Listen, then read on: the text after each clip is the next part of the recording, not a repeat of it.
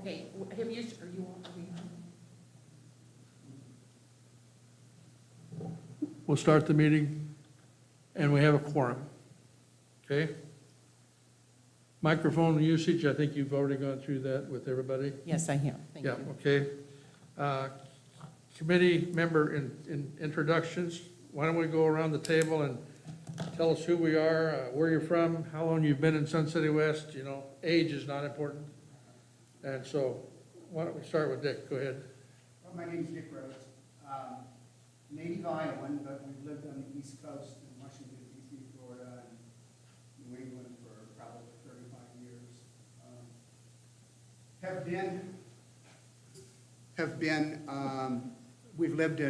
We've lived in Sun City West since 2011. I'm married. I've been married for 53 years. We have 3 children and 7 grandchildren. I'm an avid motorcyclist. I belong to the Non-Chartered Flying Wheels Club from Sun City West, along with the Woodworking Club, pickleball, former charter member of the ARC, and the Silver Club. Love to travel, and I don't know what I want to be when I grow up yet. Okay. Okay. My name is Leslie Young. I was a stand-in for Cheryl Teague as far as her modeling. As you can tell, my flow lines are very sleek and svelte. I've lived in, see, you didn't even know that, did I you, didn't know Marshall? that, no. Yeah.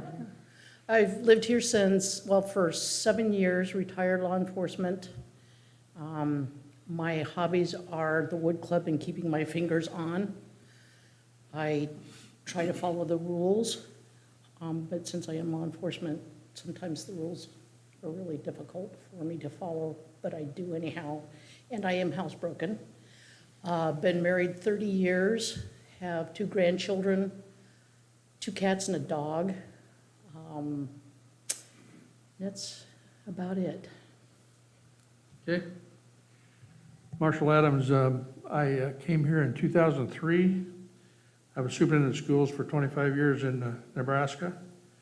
Have a wife, base commander at home, and 5 great-grandchildren, 7 grandchildren. So I'm old, and but I fit in, right? Yeah. So win. My name is Luann Kent. I moved here in 2017. This is a Southern accent. I was born and raised in North Carolina. However, for many years prior to moving to Sun City West, I lived in Ireland, although the Irish accent does not come through too heavily.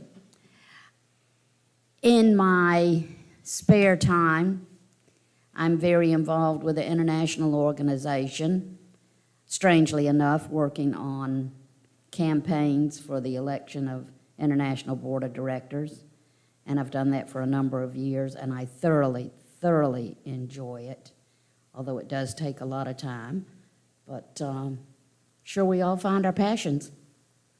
That's it. I'm Max Thompson. Been here since 2013, almost 8 years. Married. My wife and I both belong to the Wood Club. We've been with pickleball until it kind of ruined one of my hips. Golf a lot. Ex-military, about 10 years. Some of that, 4 of that at West Point. Long career, 30 years roughly, in wireless communication project management. My name is Al Klossmeyer. We've been down here for 4 years. My wife, in March of this year, passed away of COVID, which was a real blow. I've been in healthcare for 42 years and thought that maybe I had reached the end of my road as far as that went, and thoroughly enjoy it down here. I play golf 3 or 4 days a week. I am not improving, so looking to looking to do that more. Thank you. My name is Merle Schwepke. We lived in Illinois for our entire lives. We started coming out part-time in 2013 and have since become full-time residents. I've been married for 47 years. We have no children. I taught and practiced dental hygiene for 40-plus years, let's just say.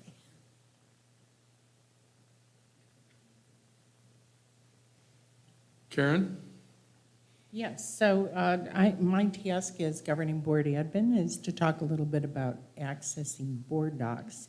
BoardDocs, again, is the repository for all of our agendas and minutes and other meeting items, as well as board information and committee information in line with state mandates. So what I would like to do is for the committee here, if Katie can bring up Chrome or whatever, because this is how you would start. Just like doing an internet search at home, you would go up to the browser bar, but in this case, and per the packet that you have in front of you, I left you some information, you type in gb.suncitywest, spelled out, .com, so gb.suncitywest.com, and there it will take you directly to BoardDocs. You're looking at the home page of BoardDocs, you see the big logo. So now, notice that there's a meeting section in the middle. There's a lot of information up on BoardDocs, but meetings are in that middle column, and guess what? That's our meeting today, because that's the only meeting that I have on BoardDocs at the moment. I'm required, just so you know, to put all board and committee meetings up about, at minimum, 48 hours before. So, Katie, if you would click on that meeting, that's what you will do, and this is how you find your agenda. And notice that what has opened up is the meeting, and you see the two icons in the middle of the page. The first there is viewing the agenda, and the second, by the way, is how you print the agenda if you want to. That's where you print it, the second icon. But let's go to view the agenda. So when I send you something and I say, here's a link to the agenda for the upcoming meeting, when you click that link, this is where it's going to basically take you. You would click that view agenda, and notice the left column is the agenda. And that is the same as what you're looking at in paper in front of you today. You have the printed version, which is a little fancier, okay? But there are all the items of our agenda today. You can see that right now we're at 2.04 using BoardDocs. Now, this particular meeting doesn't have any attachments. Now, often the meetings, and in the future, some of your meetings will. So I want to show you a different meeting because BoardDocs stores all of our meetings. So if Katie's going to go back, so she's going back into BoardDocs now. And see how she's up at the right at the word meetings? Do you see her little arrow, the cursor up there? If you click that, nothing happens. It stalls, no.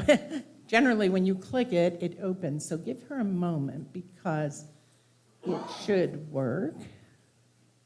And for whatever reason, it's not going to pull up any meetings, huh? Okay, so let's go back. So what we're going to do is we're going to go in. You can do everything on a computer a number of ways. So let's go back into our meeting today.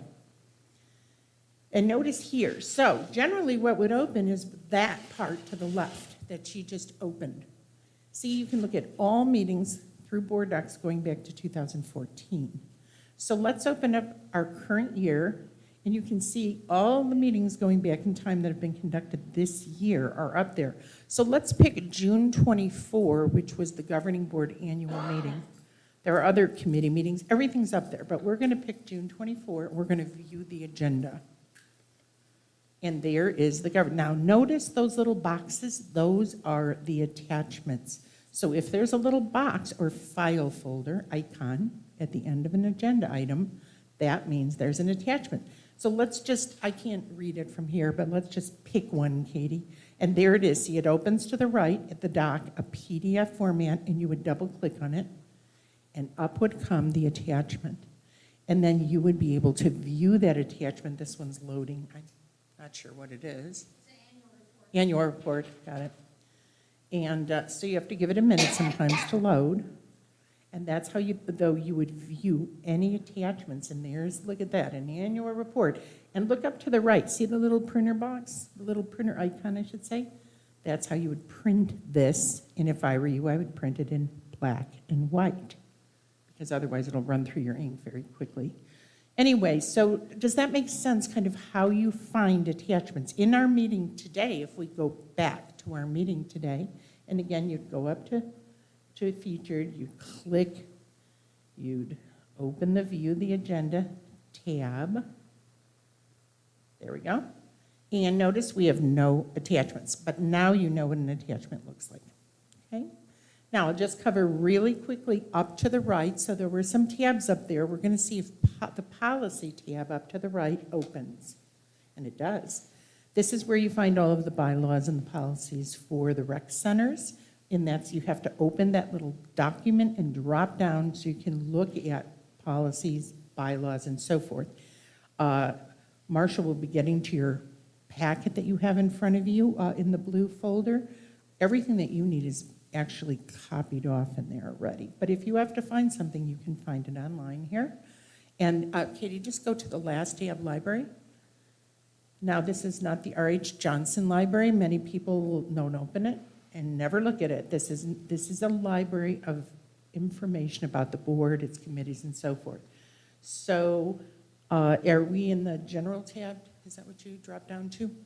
So when you see there's a drop down, so let's go to general, and you'll see committee members and information to the left. I just want to show them their committee. So this is an example. You will find a lot of different committees. There should be a special board committee. Is it there? We, for some reason, are having problems, but if you go home, you will find your actual committee with the information about it. You'll see your names there and so forth, okay? But instead, what's happened is you have in front of you a roster. You may well have noticed in the information you have, the roster prints has all of your committee members and all of the other committee members. It's not for public consumption, but that's how you will be able to contact each other should you need to, okay? So when I say committee information, we could open up a different one. What's up there, BNF or any of the committees? So here we have BNF, there's Ann. This appears for you all. It shows all your meeting dates if you ever get confused. And if you go down to the bottom, it shows the committee list. Notice there's no personal information, just your names. So that's how you can look at other committees, and you can move around in this library drop-down and look at the board, its roster, all sorts of information, okay? But that's just an aside. The key thing today is for you to understand how to get to meetings, and of course, I will send you a link every month so you don't have to go through all this when your agenda is available. Are there any questions? It makes sense a little bit. Always feel free to call me if you need help. Karen, just one question. Is Yes. this information available to all members? This is available to all members. This is a public site in line with state governance. This is available to all residents. Okay, thank you. Yeah, well, this video link, by the way, is just, I set this up so that people can click on that video link. Let's see what happens when we do it, actually. This is a way for them to view today's meeting, and there it is. So they're listening. People who are online right now, can you tell me the number of viewers? There are 4 people watching through right now, and they're watching our screen, and they're listening to me, and they'll be listening to you all shortly. So if you want to, that is a way on the day of the meeting only in BoardDocs to watch videos real time. Any meeting, you'll see a video link. Okay? Any other questions? Bernie, good? Okay, we're good to go. Yes. Is there an opportunity for the viewers to interact if we open the floor? That would be a YouTube, that would be a way that we do this through YouTube, meaning guests who are watching, they can interact through Katie. So, right there. If there's any comments that will appear up here, then we'll notify the chair. Right. Okay. All right, no more questions. I'm good. Thank you. Okay, we're a separate committee this isn't the normal, I don't like to use that name, not that word, but we're not a normal committee for the rec board. We're separate and apart. So we have no connections at all with the rec board, as well as far as committee information is concerned. We'll have mostly open meetings, but we will have a couple closed meetings. And those closed meetings will be when we decide what questions we're going to ask candidates in the forum, once that's all established, and we wouldn't want those in an open session. So there won't be, maybe one or two closed meetings. Of course, we want to talk briefly about a conflict of interest. If any one of us would decide that we'd want to run for the rec board this year, we would need to resign from this committee. So we're just separate and apart. Like the Properties Committee's example, they report to the board. We don't do that. So, okay. You want to review the election process, Karen, briefly? Sure. So now we're moving into our, what we consider our new business section of the agenda, and this is where the committee is going to consider various agenda items in relation to the governing board election. And the election, by the way, is always at the end of March. So what this committee is doing is beginning the pre-planning process for the election that always occurs at the end of March. The next election will be at the end of March of the year 2022.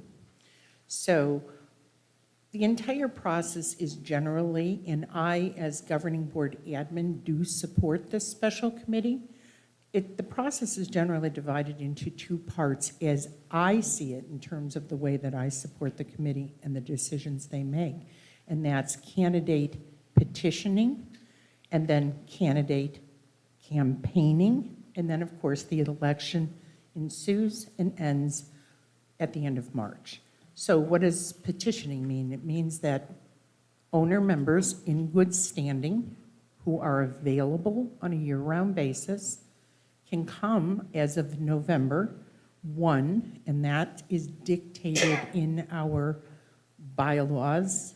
They can come to me at the admin center and pick up a candidate packet. So again, as of November 1, I believe that this year, that's a Monday, they can come to me and pick up a packet that is going to be approved by this committee. We call it a candidate election packet or whatever.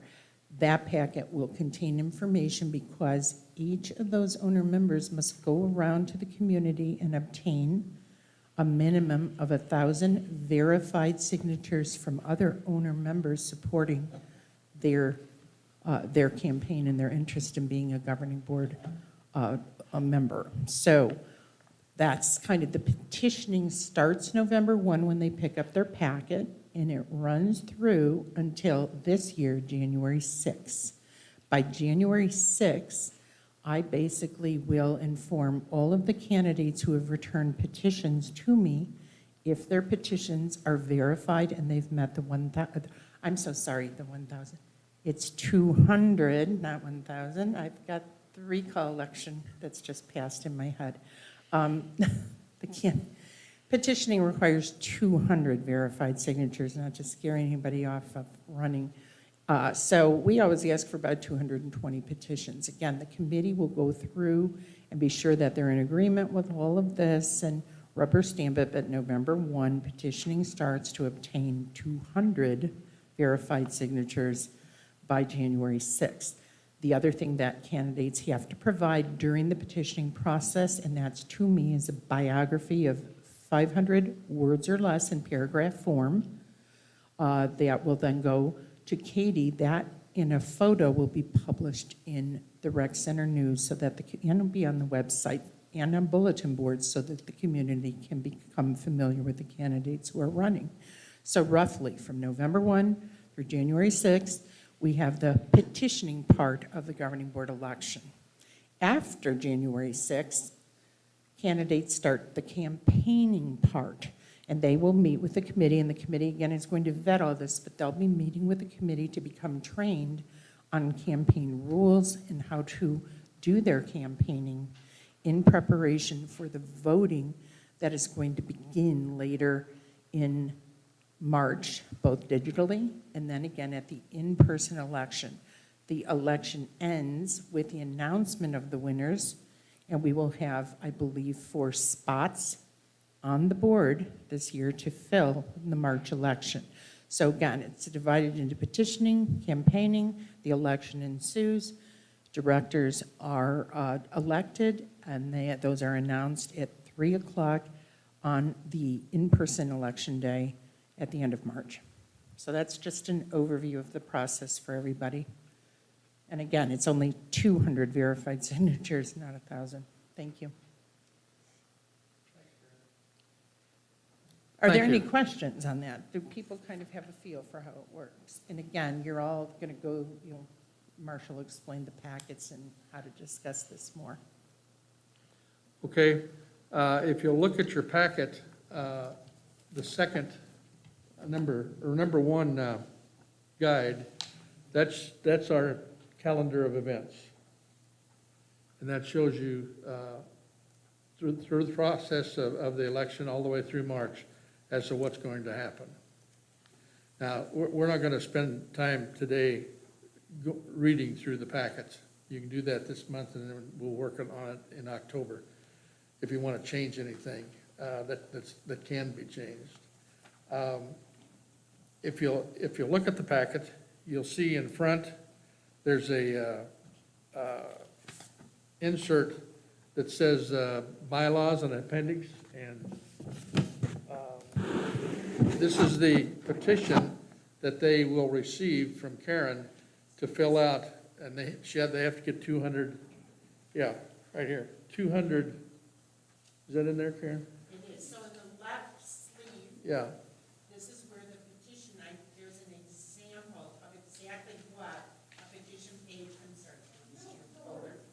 what a petition page looks like, okay? And what's really important about this is the backside of every petition has a circular affidavit of circulatory. You all will become familiar with what all this means. It's very important to understand. So basically what this is, what you have in front of you, this blue packet, is this is a mock-up of what the candidates receive on November 1.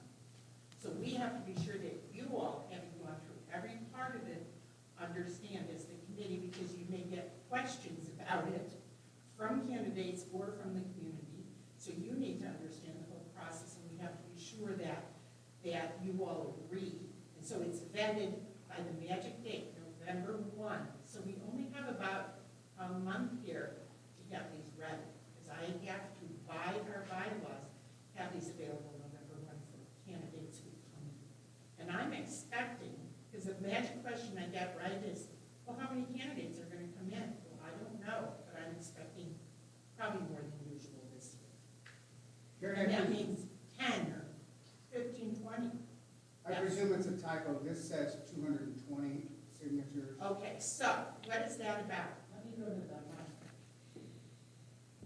So why do I actually ask for 220 signatures? And you see that it is not a typo. It's because candidates, and the people who sign their petitions don't really always understand that they're owner members, or, you'll get signatures, you'll ask somebody, gee, sign my petition, I want to run for the board, but they're really a tenant or an associate member. I have to throw those signatures out. So I ask for an additional 20. Most candidates in the past give me anywhere between 250 to 280 completed signature sheets. I run those through our database to be sure they are owner members in good standing.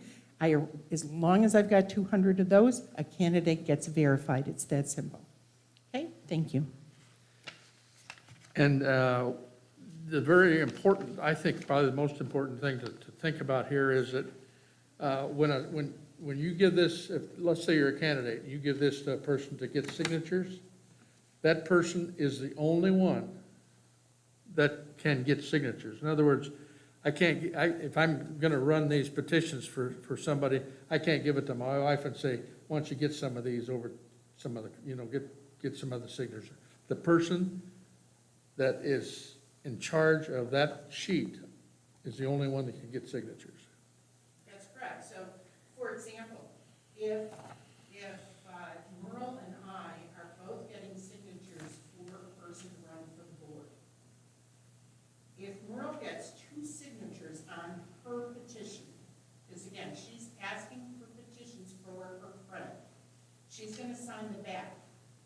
She can't give me that page and have me fill in the rest of the signatures with other people. Why? Because that's 2 circulators on a single page.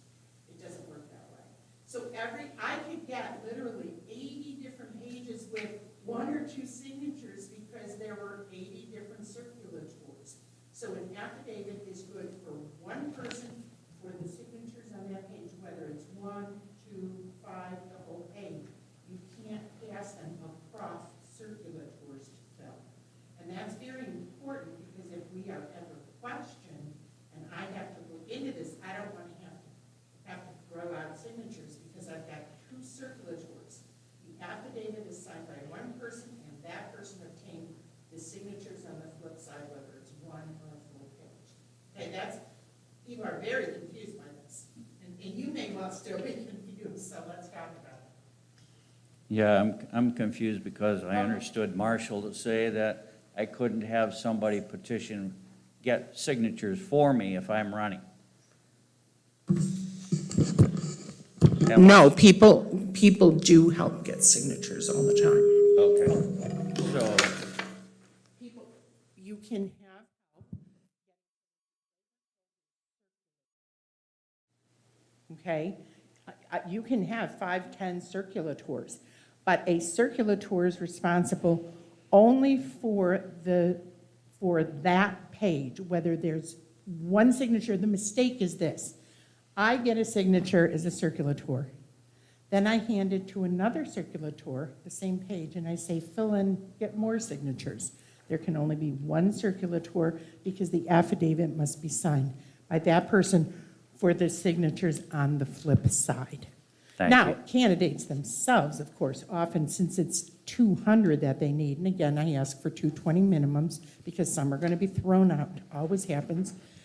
Candidates themselves often do this without help from others, but some get a lot of help. A candidate can be a circulator. So Yes. what is to stop me as a circulator from filling out the back page and then saying, oh, here, I've already filled it out, just go get them for me? That would be unethical, would be what that is. And the point is, if that were discovered, all of those signatures would be thrown out. But they have to get caught first. They have to get caught. So Sorry, sorry, it's a this law is. enforcement thing. I was going to say, this is an honor system now, however, and I do get election complaints because people do watch people during elections, especially during the petition, during both segments, petitioning and campaigning, but during petitioning, there are residents that watch this carefully. So, Is there a way that maybe when these are going around, that a notification can be put out that before you sign, make sure that the back is filled out completely by the circulator? I would prefer that the circulator signs it once that page is completed, whether it's one signature or however many lines there are. In other words, I don't want circulators should never sign the backside until all the signatures, whether it's 1 or 5 or 10, are completed and they feel that that's what they've gotten on that page. Then they sign the back and it's done. It's given to the candidate to prevent the kind of problem you're talking about where you could just have people signing circulator pages and handing things around. That would be basically unethical. It's not allowed is what it is. It's breaking the rules. Yes. So 2 questions. Yes. Each page must be verified on the back. So 20 signatures or a subset of 20, it That is gets verified and given back to the candidate No, generally? I keep them. You keep I them? keep them. I Okay. verify them and I keep them. I communicate with the candidate that I have verified and they've attained a minimum of 200. I've never actually had a candidate not be able to get 200 verified signatures. It sounds like a lot, it isn't, but there are always people who sign these petitions who don't understand that they're an associate member, and they will put down the wrong owner member number. That happens a lot. And I don't go back and check and, what they put in is what I check. If the owner member does not match, then I throw that signature out. I don't throw out an entire page, I throw out signatures that don't work. Okay, second question, I would assume that being on this committee means that we should not be a circulatory. I agree with that, yes. Thank you. But we could sign it. Yes. If you are an owner member in good standing, absolutely, yes. I think there were a couple people at the election this past time that were renters. And they're just not, they can't vote. That is correct. You have to be an owner. And in other words, and so how do you define owner? So simply, what do you say to somebody? How do I know if it's an owner member? Now, some people, residents can be confused about what they are, but here's the rule. If they're on the deed, they're an owner member. If they're not on the deed. So we have residents where a spouse is on the deed, but the other spouse is not. That means in the household, one person's an owner member and the other is an associate. If both of those people sign a petition, the associate's signature, their signature will be thrown out. Some people, so the best way to answer this is, are you an owner member in good standing? That means, are you on a deed of ownership?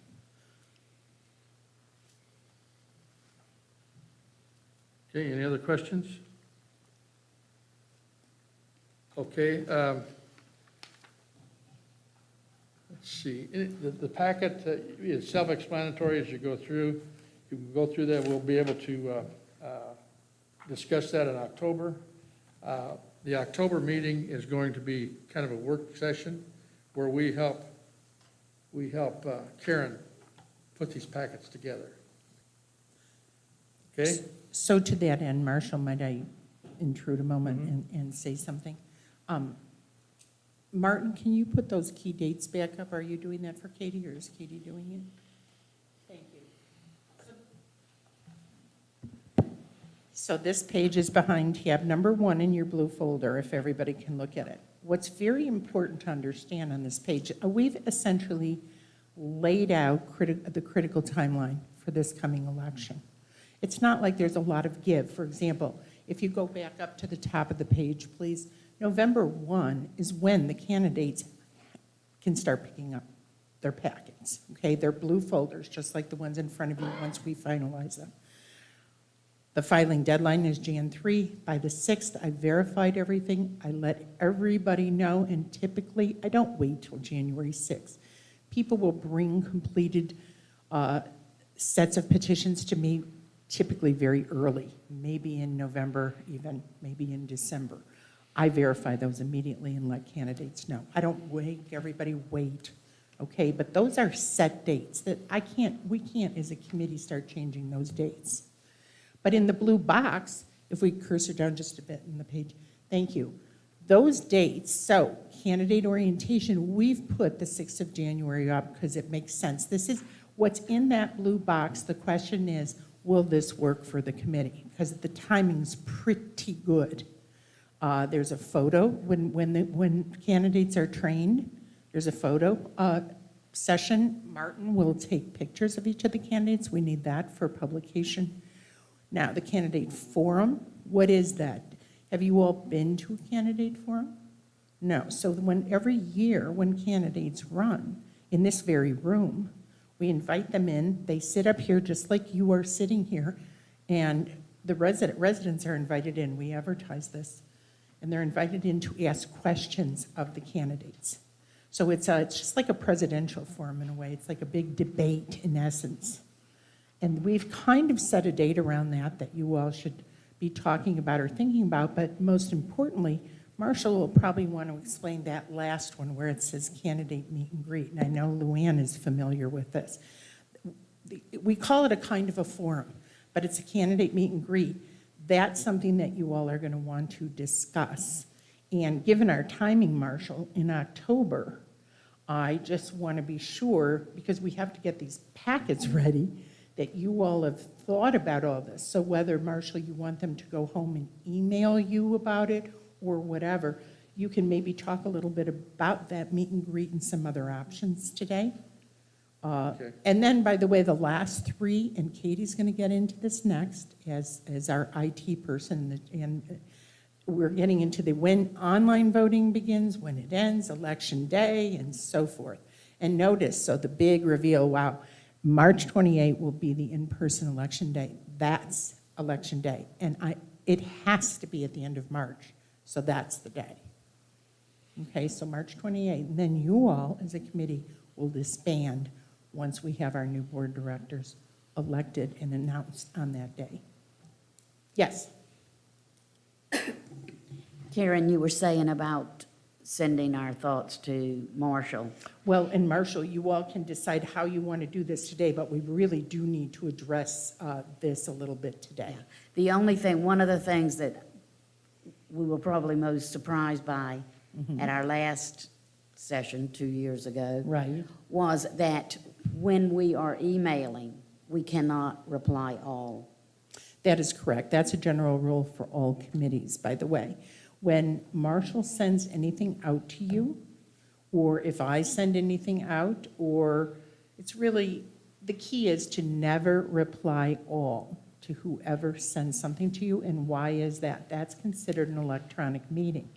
And we are bound by open meeting laws, which means we have to have a quorum. Well, if you reply all, you've just opened a meeting, and that's a no-no. So when you receive emails or correspondence from your chair of any sort, always reply to him, or a person on your committee, always reply to that person, not everybody on the committee. We don't want to have any problems with open meeting law rules. And we are bound by them. That's why we're sitting here in an open meeting today. You are a special committee.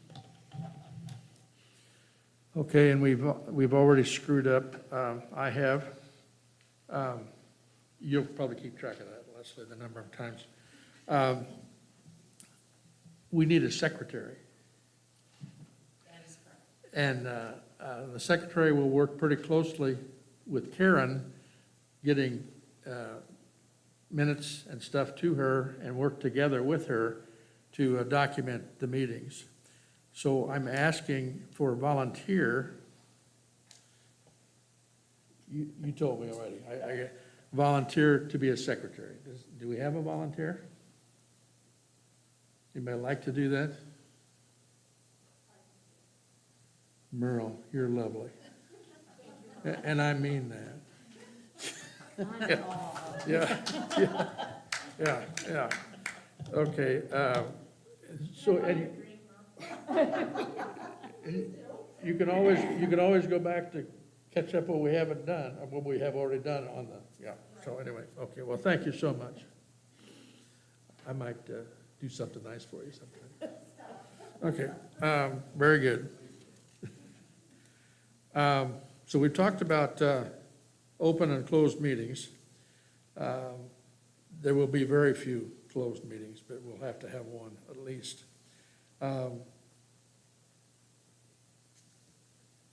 Let's see, where are we here, candidate? Katie, are you 4.03. ready? Katie, I found the election that I attended this year to be really interesting.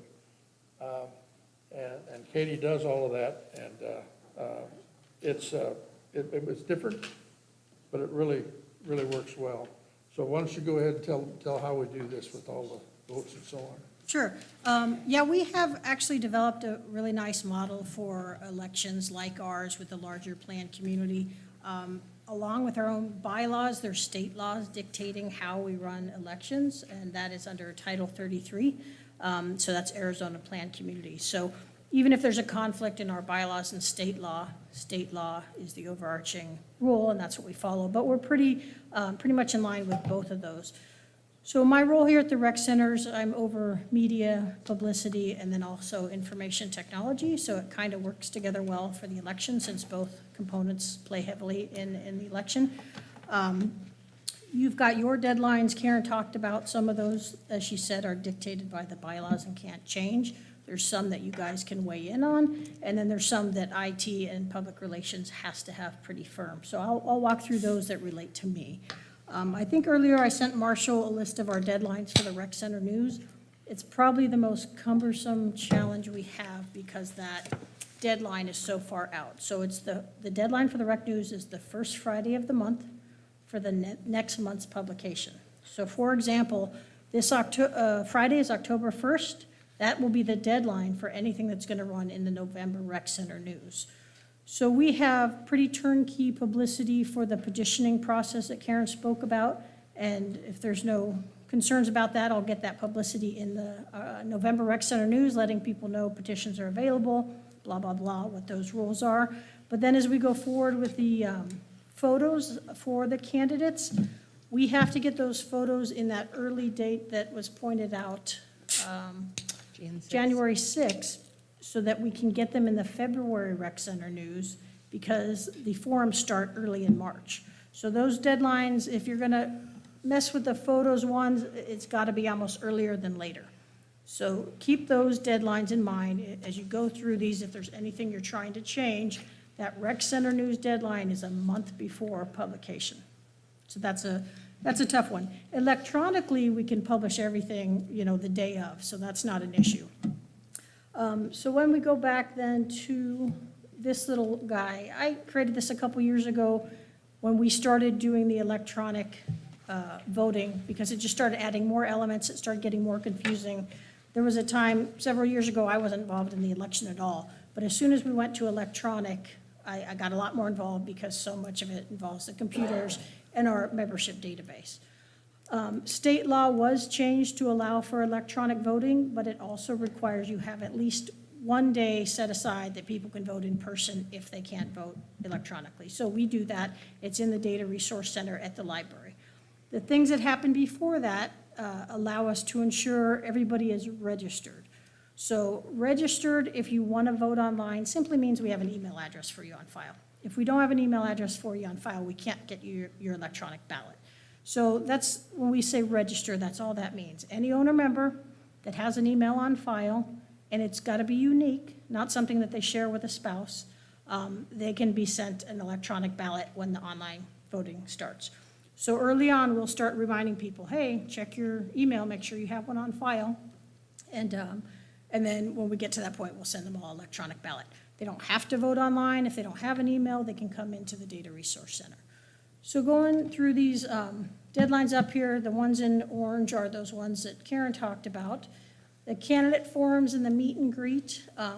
We have filmed the candidate forum in the past, and we're set up to do that here in the lecture hall, so we've got no issues with that.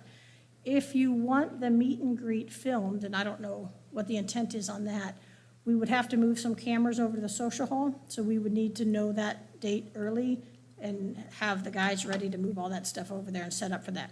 If you don't plan to film it, it's not a problem. So just keep that in mind. Cameras are portable, but we need advance notice.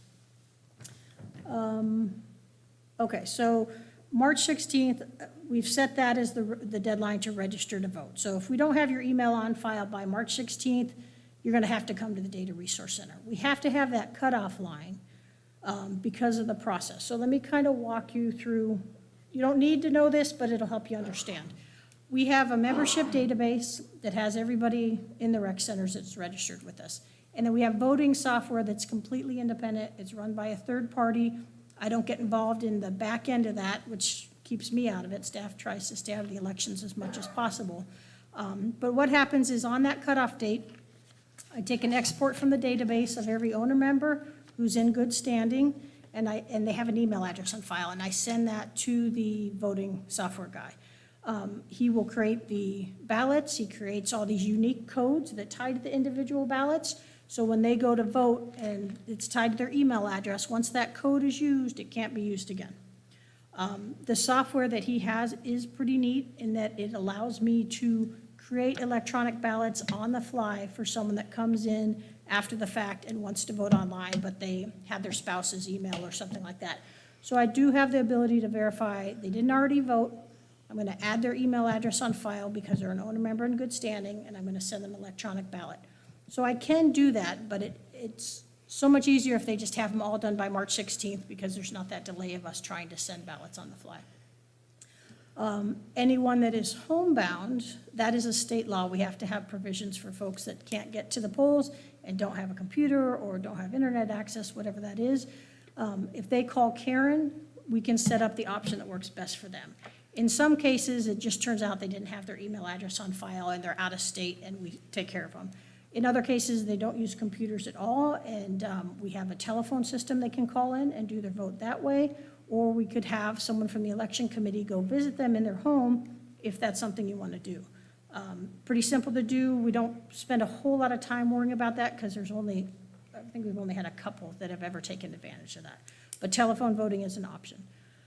Then once we get that database, send it to the vendor, they get it all set up. He opens the ballot at 8 a.m. on Monday, March 21st, and we have heavy voting usually first thing right off the bat. And then we have a voting end a few days before early voting, or before in-person voting. So the reason between that March 24th and March 28th, that allows me to shut down the early voting, get an export from the vendor of everybody who has already voted, and then I import that back into our membership database so that people don't come into the Data Resource Center and want to vote and they've already voted online. So that's that delay. It just gives us that time to do that. And then anyone after that March 24th cutoff, they have to vote in the DRC. Okay? So the process when they come into the DRC, they will walk in, we will scan their rec card and make sure they're an owner member. We do get a lot of associates and tenants that don't know they're not allowed to vote. We make sure they haven't voted yet already, and then we'll mark them as voted because they physically come in and a volunteer will walk them over to the computer and we'll scan a code to open up a fresh ballot and they'll vote there and they're done. So if they got in line again and came back around, I would have marked them voted. So that's kind of the electronic process. I'm happy to answer any questions you may have. And within minutes after the election is closed, that vendor can tell us the results, right? After the final results, yes. Yes, it only takes 20 minutes to just make sure there was no hiccups, and I have the results. I present them to the election chair who reads them. Okay.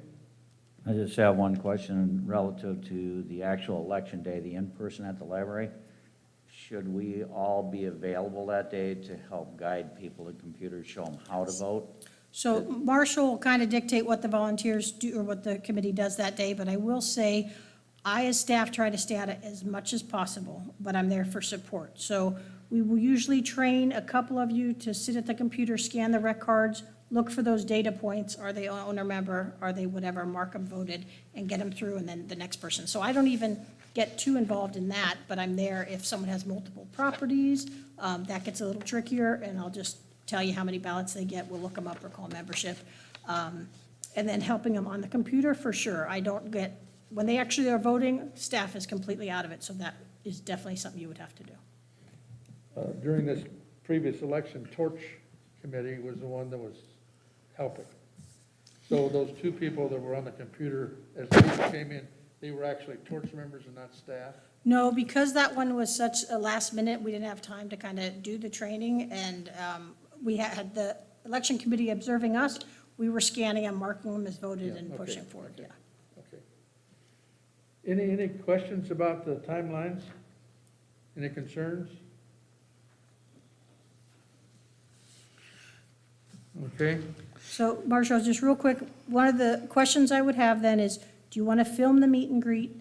And there was some talk earlier about doing individual videos with candidates.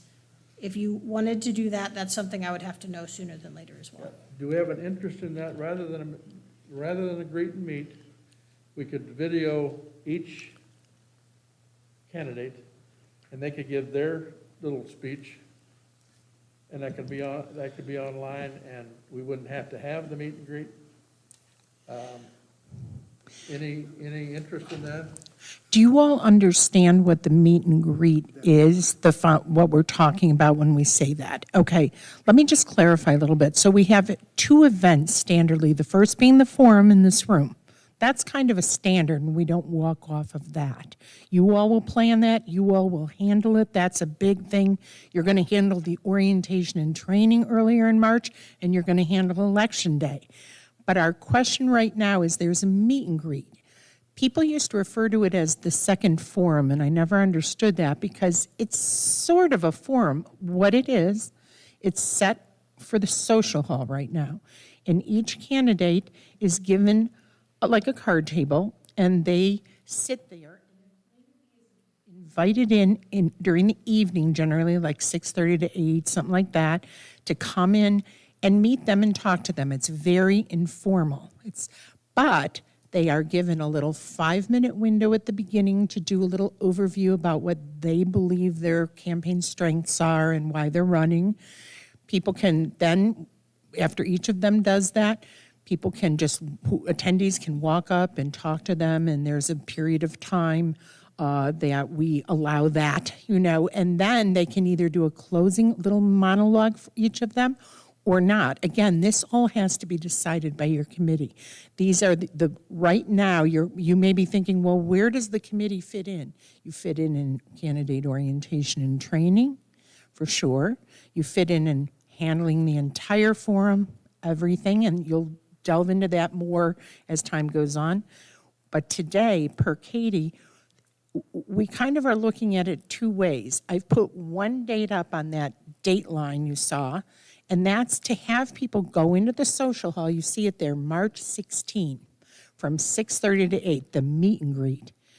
Do you all even want to have that? And I know, Luann, were you involved in a meet and greet? I've attended the meeting. A meet and greet. And so it'll be, I like it. you like it, okay. So people have the opportunity, residents, on an informal basis to attend. So what Katie is asking is, do we film that and also put that up in addition to the forum from the 2nd of March? And then do we also do something else, which isn't really a formal meeting, and that's do these little films, maybe 5 minutes in length, of each of the candidates, and put those up on the website for the community to view at any time? So do you see, we kind of have the forms given on the 2nd. We have a question about the meet and greet and filming there or not, and then we have a question about doing these little vignettes of the candidates. And again, I don't know that you all have to decide those things as much today. However, the more that we can get decided on the meet and greet, the better. Why? Because I have to have these packets ready for November 1. That's what's critical today, is are we going to have that meet and greet? And I would like committee input on that. And if we are doing the filming, if we could discuss that and you all could come to a decision, it would help us.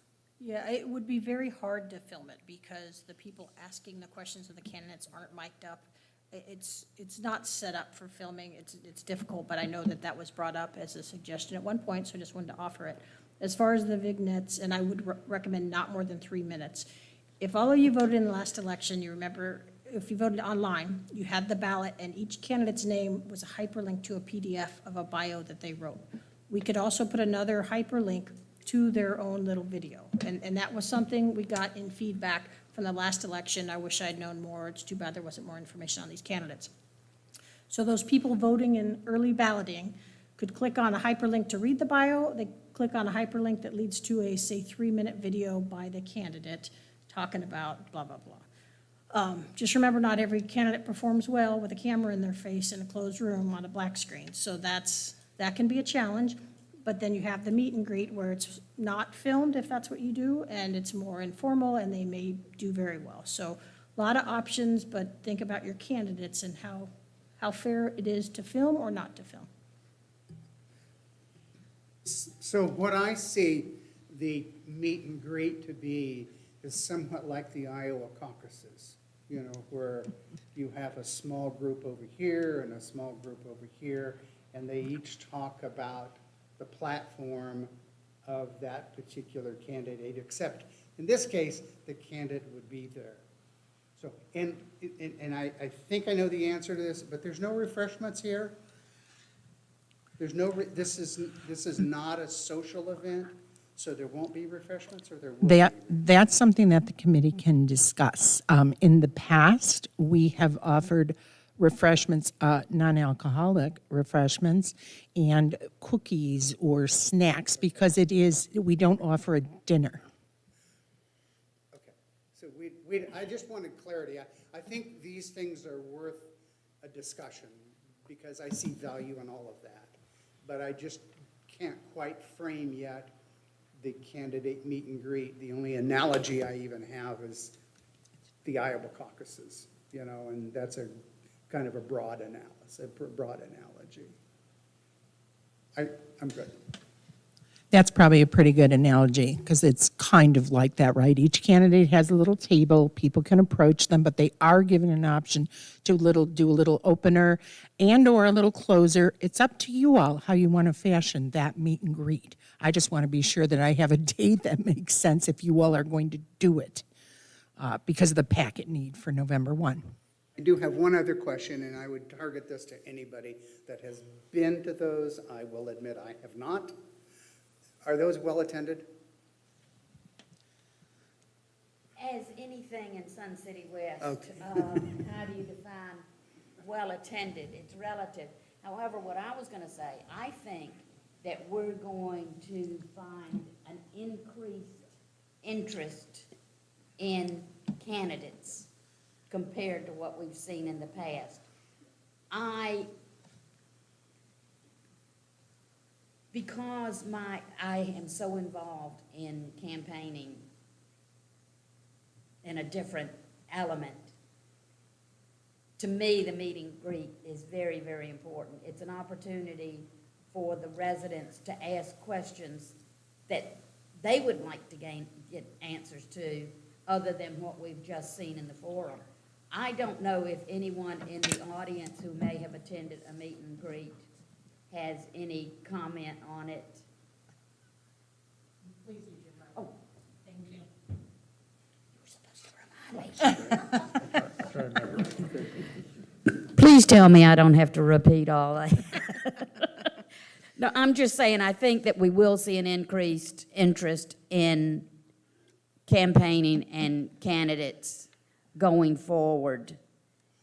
We had a fairly, like I said, we had a fairly good attendance 2 years ago. Approximately 30 to 40. But for a Sun City West event such as that was pretty good by those standards, but I do think it'll be more so now. And as I was saying, because I'm involved in a lot of campaigns on a different level outside of Sun City West, I think the meet and greets are very worthwhile for people to ask questions personally from the candidates.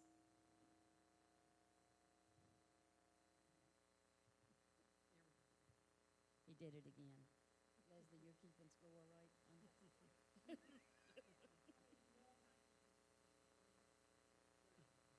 And I was just saying, if anybody else has attended a meet and greet, they might have a comment. What kind of attendance do we have at the forum? The forum is usually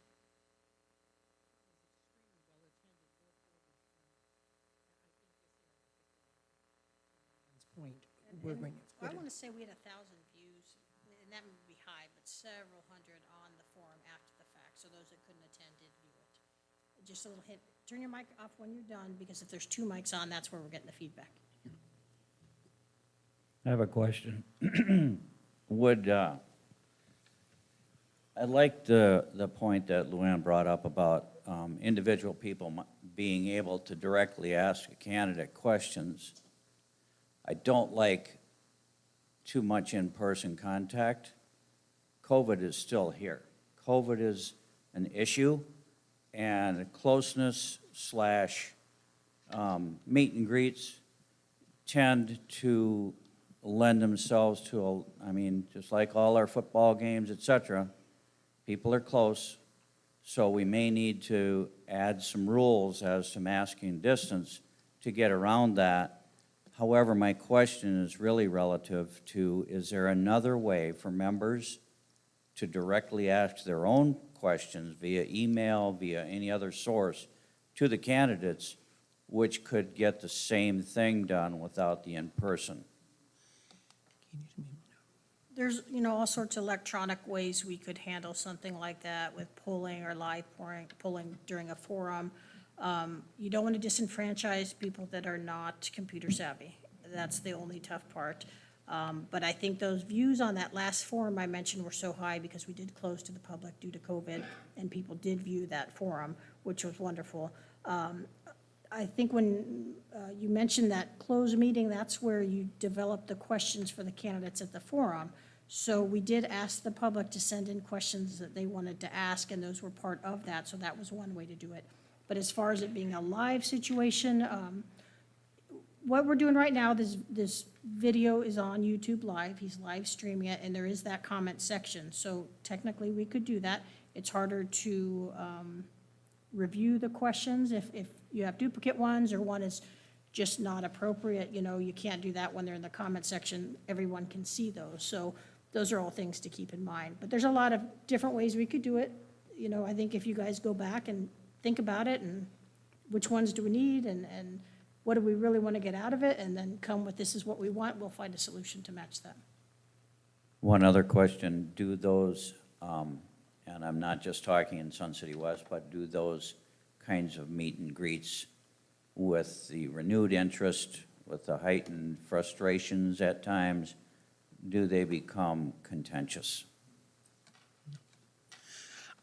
We, of course, didn't really have contentious elections prior to the recall period.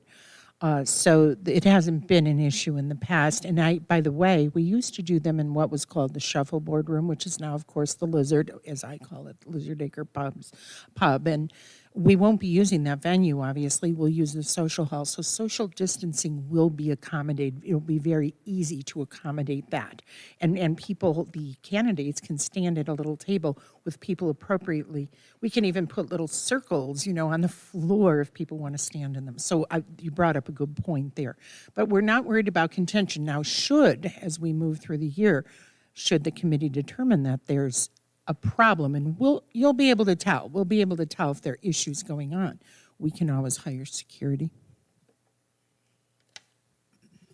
Could I ask a question, Marshall? Is the candidate forum, would you have an analogy as to like the presidential debates, where 8 people or 10 people will be up here and there'll be questions that will come off of the floor to different ones?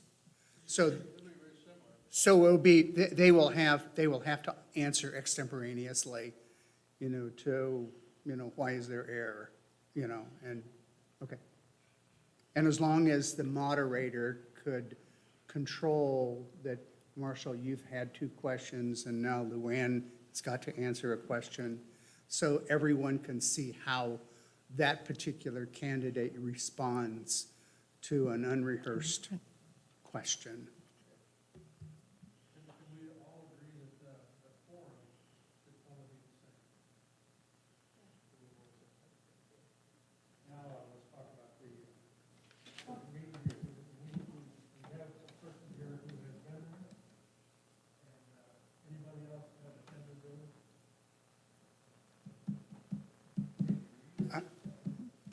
I have not, but Marshall, I would also think that we should, in conjunction with the candidate meet and greet, I'd like to tie in the issue of having a video, an individual video of, say, 2 or 3 minutes. I am warm at best to that, but I'd like to talk about that because I think they are linked with the candidate meet and greet and the video. Well, I don't know if I'd want to. I mean, I just would like to talk about that. The short videos would just basically be a bio. We'd have them up on the website. We'd have them tied to the ballots. They're static. They're done in advance. No opportunity for back and forth. One thing I could suggest, in everything I do, being with IT and PR, I try to have print and I try to have electronic. So that we have a huge array of people in our community. You could do a Zoom forum, so one in-person forum with spaced seating if COVID's still an issue. I'm sure it will be, and then one would be Zoom, where all the candidates could be on their laptops, and the members could ask questions via Zoom, and the audience could watch that live. It's not been done before, and with anything electronic, there's a chance that somebody's internet goes out or something happens, they can't get their mic up, so there's always risk to that, but it might be a unique way to try something new. Could we have a 3-minute video of each on our website? Yeah, And as well as do the meet and greet? yes, so I would recommend when we do candidate photos, we would probably extend that time frame, and Martin could do their photo over here and come film. I would not do more than 3 minutes, because people just won't watch that long. And do that either the same day or whatever works for Martin, that's very doable.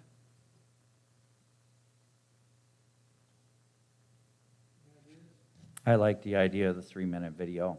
And the reason I like that is so that, like this mask coming off, people can see you. They can, when you are going to be on any of these boards, rec board, I think that you need to be able to speak, string 3 words together. And that 3-minute video is your problem in terms of helping them get through that gracefully, whether they have to read it or whatever. But they're going to be asked a lot of questions through their time on the board. And so being able to think on their feet or even prepare a small video, I think that nerves are going to kick in, but that's potentially helpful in seeing a person's attitude toward their own reason for serving. So I think the 3-minute video is a great idea. I like the fact that it was suggested, and then we're honoring that suggestion. I like as much transparency as we can possibly get. The vignette, the meet and greets, the forum, if somebody can't at least make one of those 3, at least we've tried. We've tried everything possible to get that information out there. And again, if you got a lot of requests, Katie, for the bios, I like to honor that, because it doesn't take, it's no skin off our teeth. Yeah, I think a lot of it was people weren't paying attention, didn't see the rec news, didn't go read the bios, and now suddenly there's a recall, and they're like, wait, I knew nothing about it. So it wasn't that the information wasn't out there, it was that people are now paying attention that weren't paying attention before, and it is a great opportunity for this election committee to capitalize on that and get even more information out, more transparency, and get them interested and excited to be here at the rec centers and involved in the governance. So anything IT or PR can do to help you, whatever you guys decide. If you do the 3-minute videos, we would ask for some parameters, or you would want to give the candidates some parameters on what they talk about. You could do a Q&A format. In our previous videos we did with Torch, we found that if you stick a camera in front of them and tell them to talk for 3 minutes, people get nervous. If you do a Q&A format with the questioner behind the camera and the person responding, they're much more natural and at ease. So that's another type format you could do the 3 minutes in if that's something you wanted to do.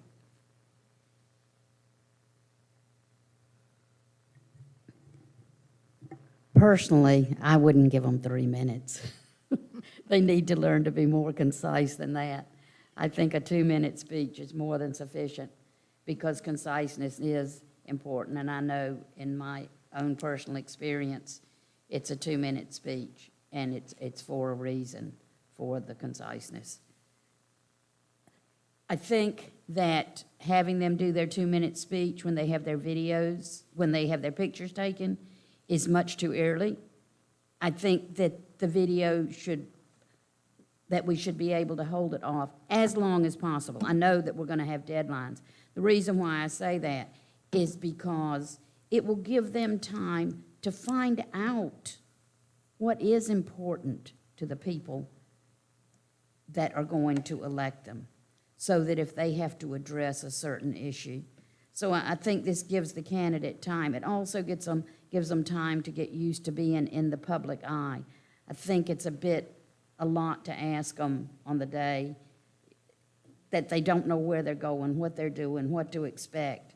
So I think be able to hold off on the 2-minute video for as long as possible.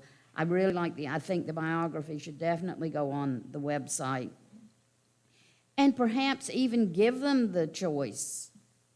Do they want to do a video, biography and video, or biography and no video? It would also be a bit late to publish if we had them do their 2-minute speech at the meet and greet, although that might be a little bit late to publish. Katie? Yeah, that's only 5 days before online voting begins. Yeah.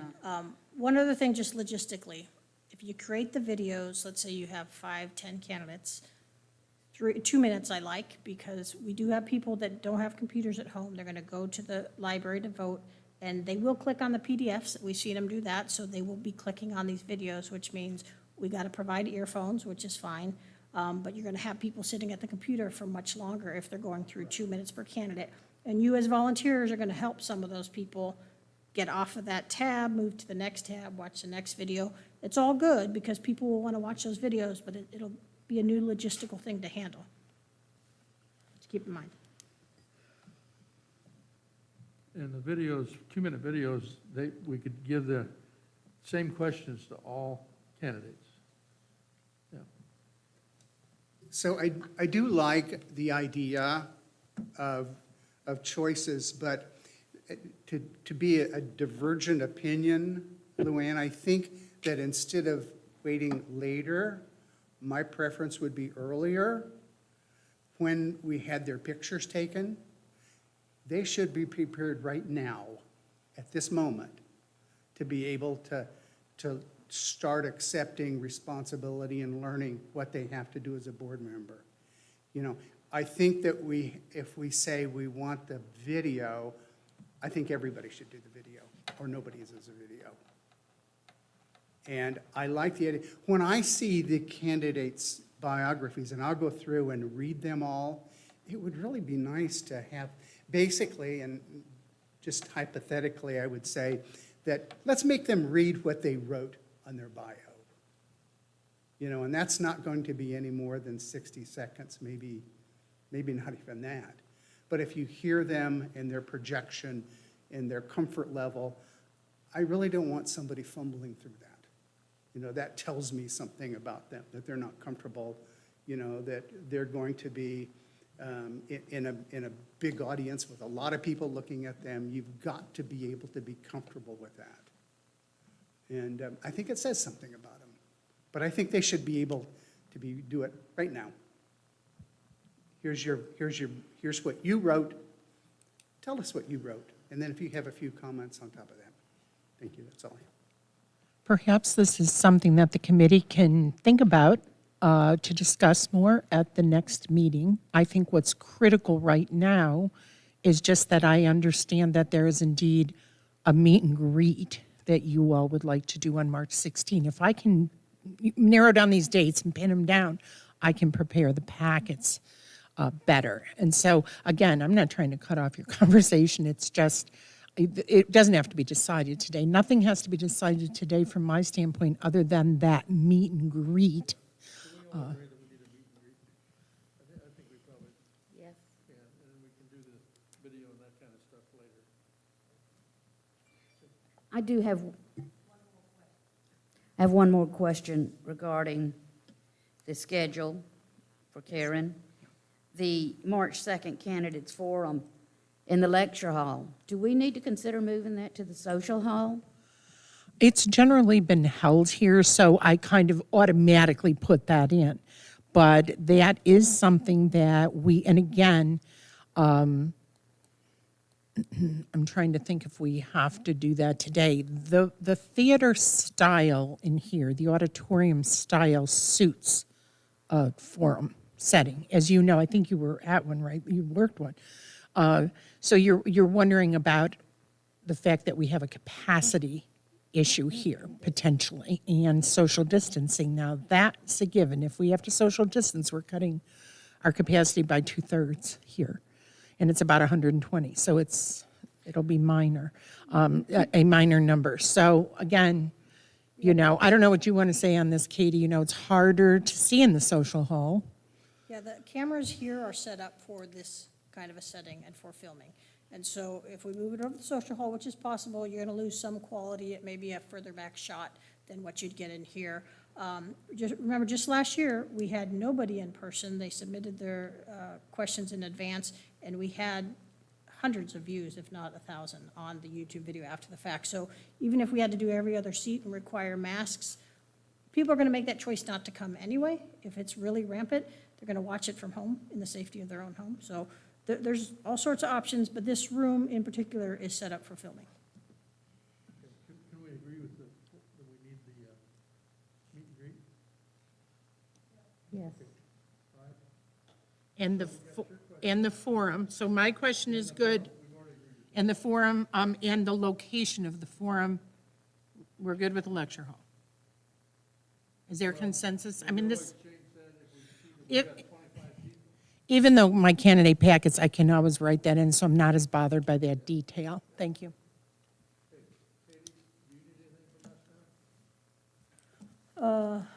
Nope, you're good with that January 6th date on the photos, though? That's the one that can't really change because of the rec center news deadline. Okay, we're good.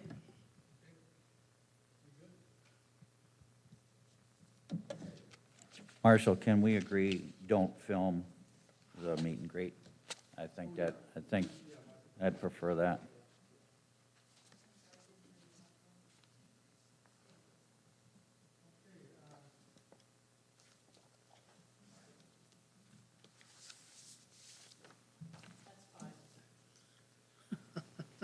What are you betting on, 10? No, it's over 10. Yeah, okay. I think next time Leslie and I are going to sit beside each other. Yeah. Okay, for the candidate orientation training, we don't need to do a lot of discussion there today. We are in charge of that, so we will have to decide how we're gonna do that. There's some, we will follow the guidelines in our packets for that training. And we'll just have to decide what kind of information we want for that training, and I'm sure there's other previous years' documentation and so on. So, the thing that I always, being in the job that I was in, candidates need to realize that they have no authority unless they're in a meeting. And so many times that people that are elected to a board, all of a sudden they all of a sudden have a lot of authority, and they speak for the board without asking the board. And so those are the kind of things we talk about in orientation, I think, how important that is. So that's just a little aside. Any additional issues that we need to address, Karen? This is a very small one. Luann has a name tag from her previous participation, and I would like to find out if the committee would like name tags, so that the community can approach you if they see you with your name tag, if they have questions about the election. As a chairman, can I just say yes? Thank you. Yes, okay. Any other issues? Does it have to be my real name? Yes. Cheryl Pete. Any other issues? Marshall, I have public comments before you end the meeting. but Okay. I can do those whenever. Go right ahead. Okay. So Adrian Tabar on YouTube is saying, thank you for making the meeting live on YouTube. When a question is being asked, not on the mic, just repeat the question. We had some of that with the mics earlier. And then also she suggests the meet and greet along with a recorded 3-minute bio should be in person with social distancing and other COVID safety precautions published in advance and at the event. So nice to see they're watching and providing input. Okay, good. Anything, Mary? Okay, thanks for coming. Any other?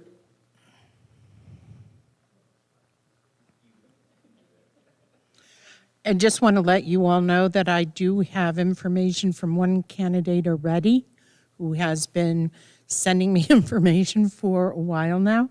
I have heard that there are at least 3 or 4 candidates so far. So just to let you know, there is interest, and typically at this point in time, I haven't heard boo until November 1. So there's interest in the community in running.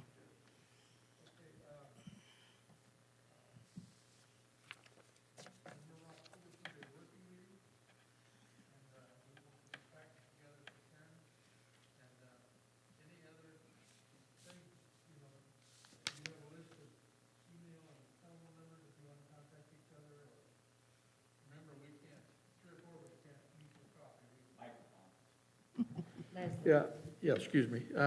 Remember, we can't get together socially too much as a committee, because that could constitute a meeting. So we want to watch that open meeting law very carefully. But telephone numbers and emails, I'm not a computer nerd, so I'll try to communicate with you by email if my wife can help me. So, okay, any other questions? I just want to clarify.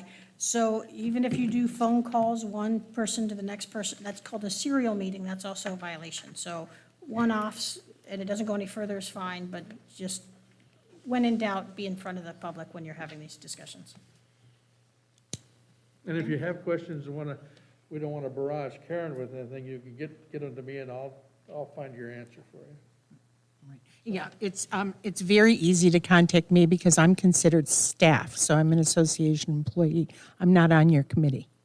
So feel free to come to me at any time. I do have one question, and I have been approached by one person who has told me that he wants to run for the governing board. Is there anything that as a member of this committee that we need to be cautious about or, avoid or, I told this person, well, good, congratulations, So contact Karen to get a packet. Yeah, packet is of November 1. You probably don't want to review a packet in your possession with them prior to November 1 because that would be unfair to others. I also have one question that we perhaps need to consider, and it'll come under bylaws or Arizona state regulations. I think with the increased interest in the election, we may also see alternate ideas on campaigning. People may, for example, somebody might decide that they want to set up a campaign website. As a committee, is this something that we also need to look at is, pertaining to the guidelines on what will be allowed as far as campaigning? Because I think we're going to see a lot of new things coming into play this session. That's true. Yeah, and that's what we'll discuss in October also. If, let's say the woodshop's going to have a general meeting next week, that a candidate can't use that as a forum for campaigning. There are rules and regulations that are in the packet, and they're going to be, you have to be very careful with that. So, yeah, I think there's a lot of things going to. Yeah, to your point, Luann, there's going to be a lot of different sort of marketing approaches potentially, so that will come under your discussions regarding the campaigning part of this, yes. Any other questions?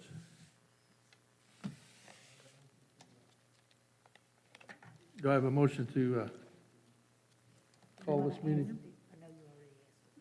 Yeah, Bernie didn't have any. Okay, thank you very much for coming, and thanks a million for doing this. We appreciate your volunteering.